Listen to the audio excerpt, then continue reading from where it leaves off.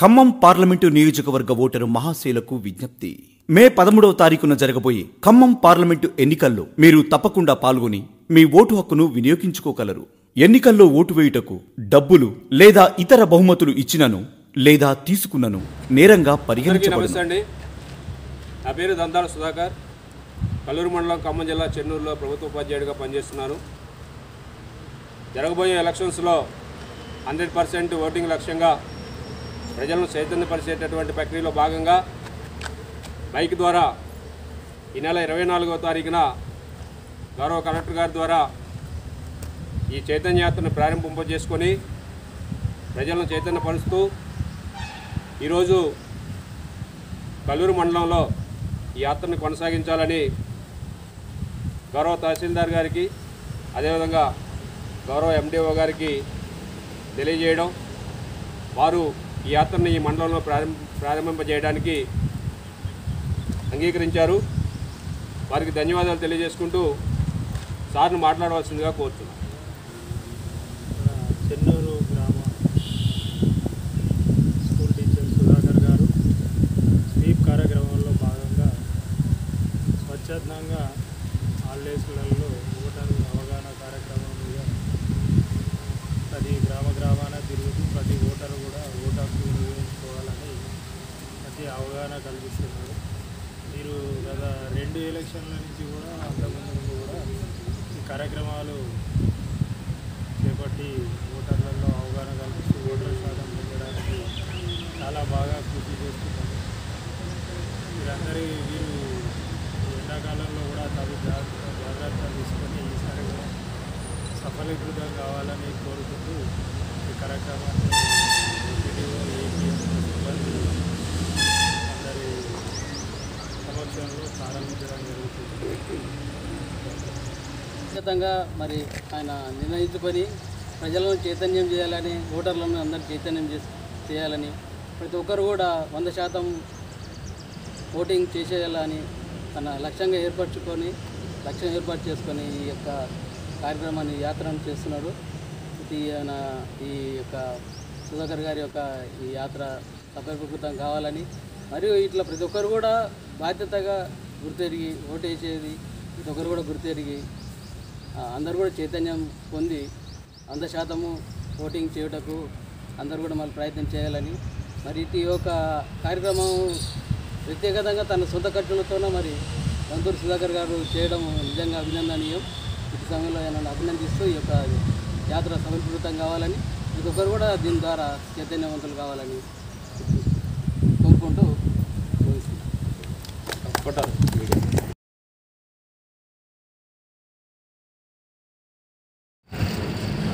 ఈరోజు కల్లూరు మండలంలో ఓటర్ చైతన్య యాత్ర కొనసాగుతుందండి. ఈ నెల 24వ తారీఖున ప్రారంభించినటువంటి ఈ యాత్ర ఎలక్షన్స్ జరిగే వరకు ఖమ్మం జిల్లా వ్యాప్తంగా జరుగుతుంది. ముఖ్యంగా పట్టణ ప్రాంతాల్లో ఉన్నటువంటి ఓటర్స్ని కలుసుకొని ఓటు యొక్క విలువని, ఓటు యొక్క ప్రాముఖ్యతను తెలియజేసి వాళ్ళని అవేర్ చేసి పోలింగ్కి వచ్చే విధంగా, వారి యొక్క ఓటు హక్కుని వినియోగించుకునే విధంగా ప్రతి ఒక్క ఓటుని చైతన్యపరచాలని ప్రధాన ఉద్దేశంతో 100% ఓటింగ్ లక్ష్యంగా ఉండాలనే ఉద్దేశంతో ఈ ఓటర్ అవేర్నెస్ ప్రోగ్రాం జరుగుతుంది. ఈరోజు కల్లూరు పట్టణంలో గౌరవ తహసీల్దార్ గారు అదేవిధంగా ఎండిఓ గారు ఈ కార్యక్రమాన్ని ఈరోజు ప్రారంభించారు. తర్వాత పట్టణంలోని కొన్ని ప్రాంతాల్లో బైక్ ద్వారా కరపత్రాల ద్వారా ప్రజలను చైతన్యపరచడం జరిగింది. ప్రతి ఒక్కరూ కూడా బాధ్యతతో వ్యవహరించి రాబోయే ఎలక్షన్స్లో మీ పోలింగ్ స్టేషన్లో ఓటు వేసి మరి 100% ఓటింగ్ లక్ష్యాన్ని సాధించే విధంగా నేను కూడా భాగస్వామ్యం కావాలని కోరుకుంటూ, ఈ యొక్క ప్రజాస్వామ్యంలో ఓటు అనేది ఒక వజ్రాయుధం లాంటిది. అలాంటి అమూల్యమైన ఓటు హక్కును తప్పకుండా వినియోగించుకోవాలని ప్రజలను మరీ కోరుకుంటూ అందరికీ ధన్యవాదాలు. ఓట్ని ఏ విధంగా యూజ్ చేయకూడదు, ఏ విధంగా యూజ్ చేయాలో వాళ్ళ ప్రభావితం చేసే అంశాలు ఉంటాయి. బట్ మనం ఏ విధంగా అయితే ఓటర్స్ని ఇంపాక్ట్ అనేది నెగిటివ్ కాకుండా పాజిటివ్ వేలో ఓట్ని ఎలా వినియోగించుకుంటే సమాజానికి మంచి జరుగుతుంది అనేది ప్రతి ఒక్కరు కూడా తెలియజేయాలి. మీ పరంగా మన ఆఫీసర్స్ ఏ విధంగా అయితే గైడెన్స్ ఇస్తారో కలెక్టర్ గారు కానీ, ఎంపీడీఓ గారు కానీ, ఆర్డీఓ గారు కానీ, ఎంఆర్ఓ గారు కానీ, మన క్రిటికల్ పోలింగ్ స్టేషన్స్ ఉన్నాయి మన మండలంలో.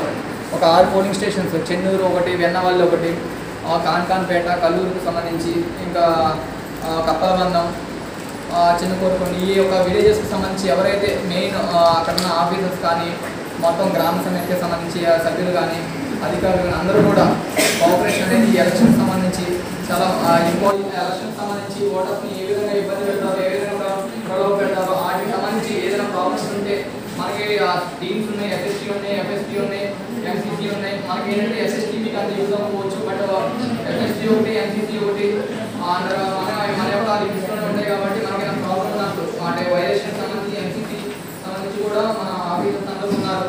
సో మీరు కాల్ చేసినా కానీ అంటే ఓటర్స్ని ప్రభావితం మనీ పరంగా కానీ, గిఫ్ట్ పరంగా కానీ ప్రభావితం చేసినప్పుడు వెంటనే కూడా ఎంసీసీ ఆఫీసర్కి ఇన్ఫార్మ్ చేసినప్పటికీ, లేదంటే అంటే అసెంబ్లీ ఎలక్షన్స్ అటువంటి పార్లమెంట్ ఉన్నాయి, నెక్స్ట్ సర్పంచ్, ఎంపీటీసీ, జడ్పీటీసీ ఇవన్నీ కూడా కంటిన్యూస్గా ఉంటుంది. మ్యాక్సిమం ఒక 6 months వరకు కూడా ఈ ఎలక్షన్స్ ఉంటూనే ఉంటాయి. బట్ ఏంటంటే మనకి మన డ్యూటీస్ అనేది తప్పదు.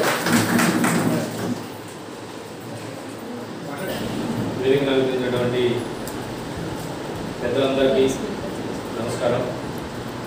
నా పేరు దంతాల సుధాకర్ అండి. నేను చెన్నూరులో ఉపాధ్యాయుడిగా పనిచేస్తున్నాను. గత ఎలక్షన్స్లో, ఇంతకుముందు ఎలక్షన్స్లో నేను ఎలక్షన్ డ్యూటీ చేసినప్పుడు చివరికి పోలింగ్ శాతం చూసుకుంటే చాలా తక్కువగా వచ్చాయి, 50-60 మధ్యలో ఆగిపోయాయి. దాన్ని దృష్టిలో పెట్టుకొని మరి పోలింగ్ శాతాన్ని మనం పెంచడానికి ఏ విధంగా ప్రయత్నం చేయాలని ఆలోచించి ఓటర్లలో చైతన్యం తీసుకురావాలి, ఓటు యొక్క విలువని ప్రజలందరూ గుర్తించే విధంగా మనం చిన్న ప్రయత్నం చేస్తే ఓటింగ్ శాతాన్ని పెంచవచ్చు అనేటటువంటి ప్రధాన ఉద్దేశంతో గత అసెంబ్లీ ఎన్నికల్లో నేను ఒక బైక్ జెండాలు కట్టుకొని, ప్లే కార్డ్స్ కట్టుకొని, ఒక మైక్ ద్వారా గ్రామాల తిరిగి ప్రచారం చేయడం జరిగింది. పోలింగ్ శాతాన్ని పెంచడం ప్రధాన ఉద్దేశం. మా కలెక్టర్ గారు అడిగారు, మనం నువ్వు ఎందుకు ఇలా చేయాలనుకున్నావు, ఎక్కడ చేస్తావు ఏంటి అని చెప్పేసరికి ఓటు అంటే అందరికీ తెలుసా, కానీ నిర్లక్ష్యం ఎక్కువగా ఉంది. అది పట్టణ ప్రాంతాల్లో ఓటింగ్ శాతం తక్కువగా ఉంది. పట్టణ ప్రాంతాల్లో ఎక్కువ అక్షరాస్యులు ఉన్నప్పటికీ కూడా ఓటింగ్ శాతం పట్టణ ప్రాంతాల్లోనే తక్కువగా ఉంది. సో నేను ప్రచారం చేసేటటువంటి ప్రాంతాలు కూడా కేవలం పట్టణ ప్రాంతాలను ఎక్కువగా టార్గెట్ చేసుకొని పట్టణాల్లోకి వెళ్ళి ఎక్కడ నలుగురు కనబడితే అక్కడ మైక్ ఆపి ఆ మైక్ ద్వారా కరపత్రాల ద్వారా ఎంఆర్ఓ గారు పత్రాలు ఇచ్చారు. వాటిని డిస్ట్రిబ్యూట్ చేసి ఓటు యొక్క విలువని వాళ్ళకి తెలియజేసి మీరు ఖచ్చితంగా రాబోయే ఎలక్షన్స్లో ఓటు వేయాలి. ఓటు అనేది ప్రజాస్వామ్యంలో మనకు ఉన్నటువంటి ఒక వజ్రాయుధం లాంటిది. మరి అంతటి అమూల్యమైనటువంటి విలువ కలిగినటువంటి ఓటుని నిర్లక్ష్యం చేసి మనం వేయకుండా ఉన్నట్లయితే అది కరెక్ట్ కాదు. అది మన బాధ్యతను మనం విస్మరించినట్లు. పల్లెటూరులో చాలామంది ముసలి వాళ్ళు అంటారు, వాళ్ళకి పోయే ఓపిక రాకపోయినా నా ఓటు నేను వేయాలి, అరే ఓటు వేయకపోతే మనం చచ్చిపోయినట్టు కిందే లెక్క చాలామంది ఇదే ఉంటారు. కానీ పట్టణ ప్రాంతాల్లో విద్యావంతుల్లో ఇప్పుడు అలాంటి భావన లేదు. నేను ఒక్కటి ఓటు వేయకపోతే ఏమవుతుంది, మిగతా అందరూ వేస్తారుగా అన్న ఫీలింగ్లో ఉన్నారు. మరి అలాంటి భావన వదిలిపెట్టి ఓటు యొక్క విలువను గుర్తించి, సార్ చెప్పారు ఓటు ఎంత ప్రాముఖ్యమైనది, ఒక వజ్రాయుధం లాంటిది ప్రజాస్వామ్యంలో మన ఓటు. మరి అంతటి విలువైనటువంటి ఓటుని కేవలం కొన్ని డబ్బుల కోసం అమ్ముకోకుండా, ప్రలోభాలకు లొంగి ఎవరికో ఒకరికి ఓటేయకుండా మన ఓటుని ఒక ఖచ్చితమైనటువంటి వ్యక్తి, మీ ఇష్టం ఎవరికైనా ఓటేసుకోండి, కానీ ఓటు మాత్రం తప్పనిసరిగా వేయాలి. మీ ఇష్టం వచ్చిన వాళ్ళకి ఓటేసుకోండి, కానీ ఓటు మాత్రం వేయాలి. మరి మనంతా ఇక్కడ ఉన్నటువంటి వీళ్ళందరూ చాలా బాధ్యతమైనటువంటి పదవుల్లో ఉన్నారు. మీరందరూ ఓటర్లని చైతన్యపరిచి ఓటింగ్కి వచ్చే విధంగా, సార్ గత ఎన్నికల్లో నేను బోడగల్లు ముష్టిగుంటలో చేశాను, కలెక్టర్ గారు కూడా ప్రత్యేకంగా అడిగారు మీరు చేసిన పోలింగ్ అని. నేను చేసిన బూత్లో 96% పోలింగ్ అయ్యే విధంగా నేను ప్రయత్నం చేశాను సార్.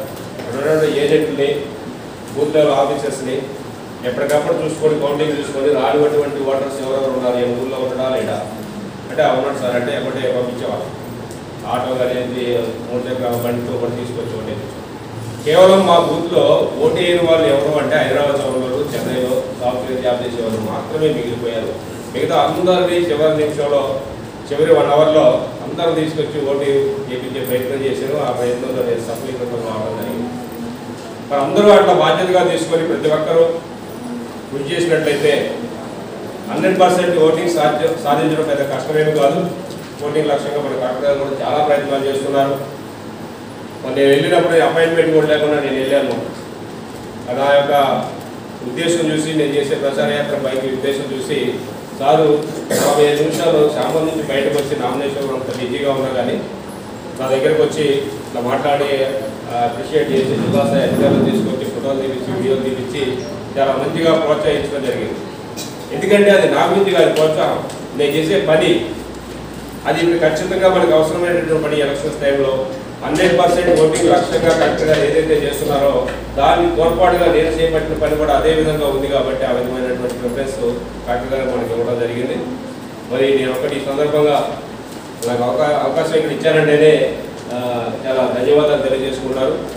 మరొకసారి అందరూ కూడా ప్రతి ఒక్కరూ కనీసం ఒక 10 మందికి చైతన్యపరిచినట్లయితే, వాళ్ళు 10 మందికి చైతన్యపరిచినట్లయితే తప్పనిసరిగా ఓటు ఒక సెక్టార్స్ లాగా విభజించుకొని ప్రతి పదానికి కానీ ప్రతి వార్డుకు కానీ రానటువంటి ఓటర్స్ని గుర్తించి ఎలక్షన్ టైంలో వాళ్ళు ఓటేసే విధంగా మనం ప్రయత్నం చేసినట్లయితే 100% ఓటింగ్ సాధించడానికి మనం కృషి చేస్తే 100% ఓటింగ్ ఖచ్చితంగా మనం సాధించగలం.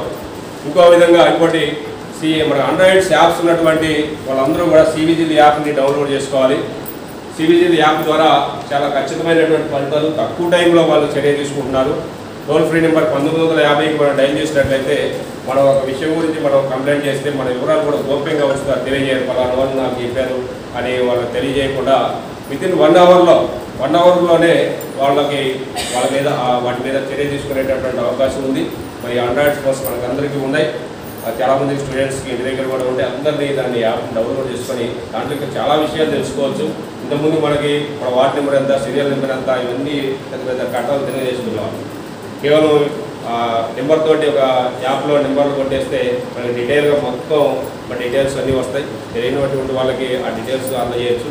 అదంతా అవసరం లేదు. మనకి పంచాయతీ వాళ్ళకి అన్నీ అంతా స్లిప్స్ పంచిపెడుతుంటారు. సో అదంతా వేరే చేస్తుంటారు. కానీ మనం మాత్రం ఖచ్చితంగా చేయాల్సింది ఇదే అండి, 100% ఓటింగ్ లక్ష్యంగా మనం ఖచ్చితంగా పనిచేసినట్లయితే దాన్ని ఖచ్చితంగా మనం సాధించగలం. మరి ఆ విధంగా అందరూ ప్రయత్నం చేస్తారని ఆశిస్తూ నాకు అవకాశం ఇచ్చినటువంటి పెద్దలందరికీ ఒకసారి చర్చవచ్చు నమస్కారం తెలియజేసుకుంటూ థ్యాంక్ యూ అండి. Thank you very much. మీకు ముఖ్యంగా చెప్పదలుచుకున్నది ఏంటంటే, మీరు హోమ్ ఓటింగ్ లోపల చాలా మంచిగా సహకరించారు. వృద్ధులు కానీ వికలాంగుల జాబితా తయారు చేయడంలో కూడా అన్ని శాఖలు కలిస్తేనే ఎలక్షన్ అనేది సంపూర్తిగా జరుగుతుంది. మీరు గత ఎలక్షన్లలో కూడా పనిచేసి ఉన్నారు. ఈసారి కూడా ఓటర్ లిస్టు తయారీ విధానంలో కానీ గత మన అసెంబ్లీలో చూసుకుంటే కల్లూరు టౌన్లో ఓటింగ్ శాతం తగ్గింది. ఇందాక మన గౌరవ టీచర్ గారు కూడా చెప్పారు. గ్రామాలలో ఓటింగ్ శాతం బాగా వచ్చింది. మర్లపాడు తెలంగాణలో ఒక ప్రాబ్లం అయింది. మర్లపాడు ఎవరున్నారు? మర్లపాడు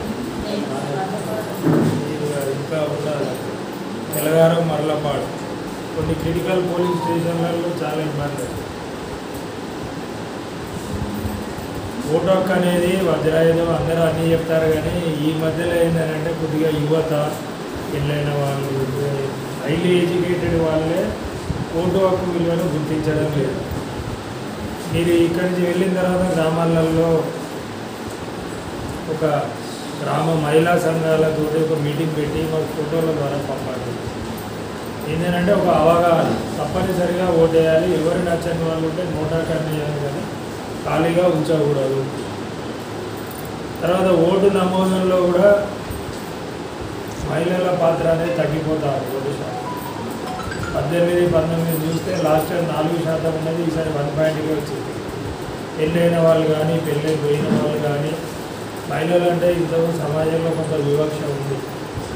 దాన్ని మీరు ఇప్పటికి కూడా ఓటు నమోదు అనేది ఉంటుంది, కంపల్సరీ ఓటు నమోదు చేయించాలి. ఓటేస్తే మాకేమొస్తుంది, ఇది వేస్తే ఏమి వేస్తుంది, ఎంపీకి అయితే ఏమి ఇస్తారు, సర్పంచ్కి అయితే బస్ కిరాయి ఇస్తారా అనేది చేస్తాం చర్చ. మన ఆలోచనను బట్టి మన నాయకులు బయటకు వస్తారు. వివరంగా ఏం చెప్పాలని అందరూ చెప్పారు.